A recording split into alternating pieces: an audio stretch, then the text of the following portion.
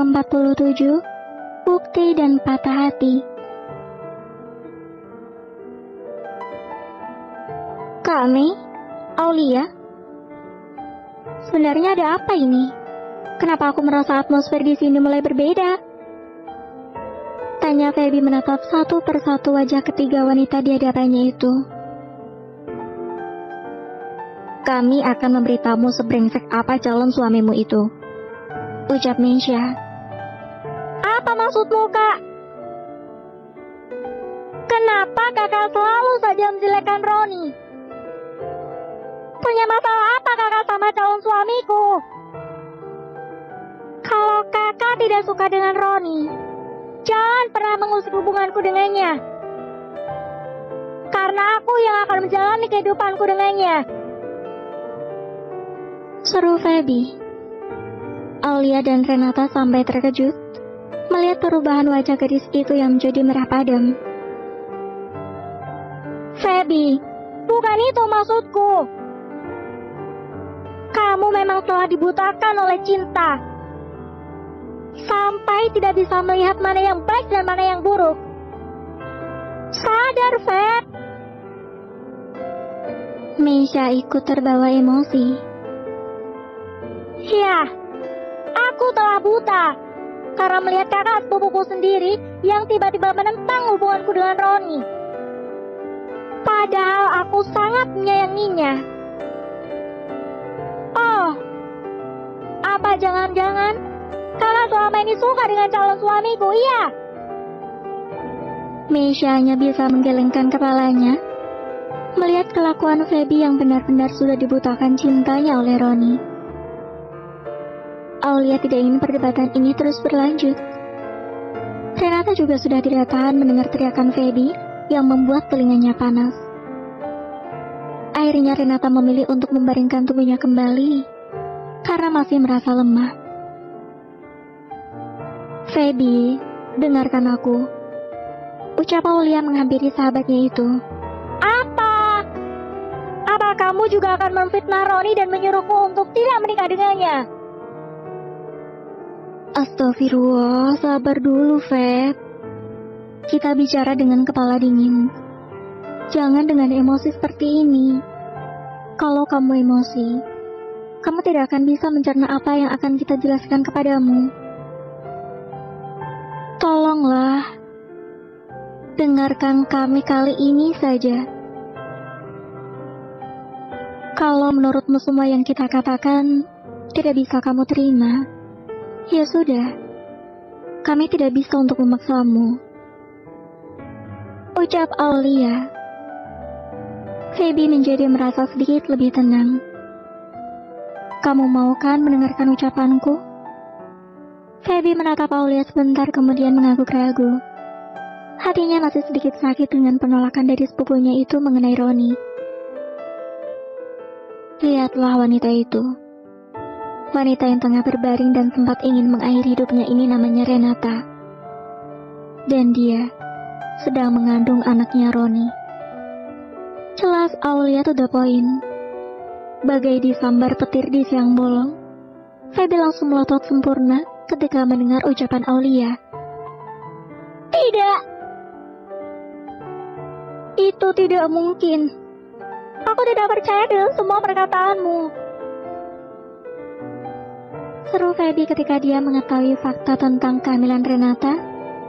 Dan ternyata itu adalah ulah dari calon suaminya. Tapi itulah kenyataannya. Feby merasakan dadanya sesak seketika, seperti ada sebuah pisau yang mengiris tepat di ulu hatinya. Tolong, percayalah pada kami. Roni itu bukan pria yang baik untukmu, Feby. Kamu harus membuka matamu kalau Roni tidak pantas untukmu. Dia hanya pria brengsek dan seorang penjahat kelamin,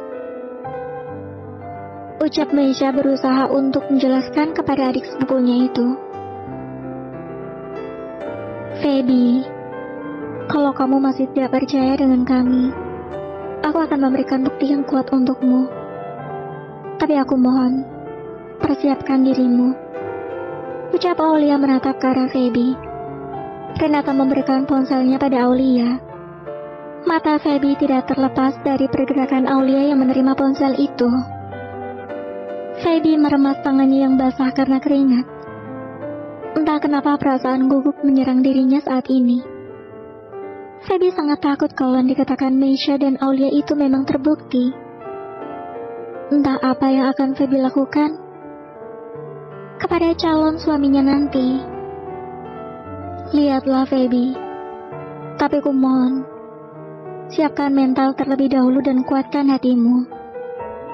Ucap Aulia memberikan ponsel Renata, di mana terdapat bukti foto Renata dan Roni yang berpose mesra, dan rekaman percakapan ketika Roni dan Renata berdebat kemarin malam. Renata memang sengaja merekam perdebatan mereka. Entah untuk apa, tapi nalurinya ingin melakukan hal itu. Meskipun Renata tahu bahwa rekaman itu tidak bisa dibawa ke ranah hukum, karena belum tentu keakuratannya.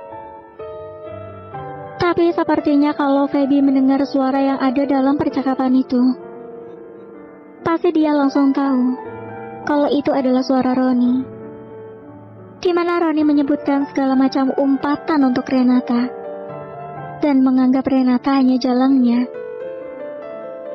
Hancur sudah hati Feby saat melihat dan mendengar semua bukti itu.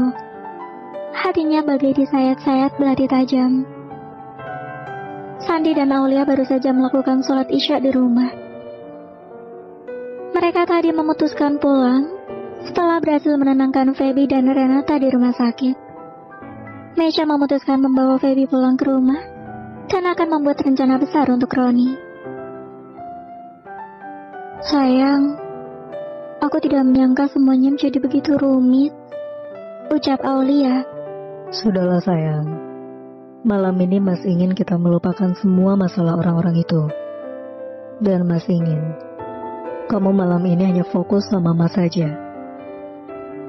Sandi langsung mengangkat tubuh istrinya itu ala bridal style. Mas! Aulia terpekik saat Sandi tiba-tiba menggendongnya seperti itu. Sandi membawa Aulia ke atas ranjang dan membaringkan tubuh istrinya perlahan. Malam ini hanya akan ada cerita kita berdua, Sandi dan Aulia. Sandi mencium kening istrinya itu. Kemudian ciumannya turun ke arah kedua matanya, pipi kanan dan kirinya.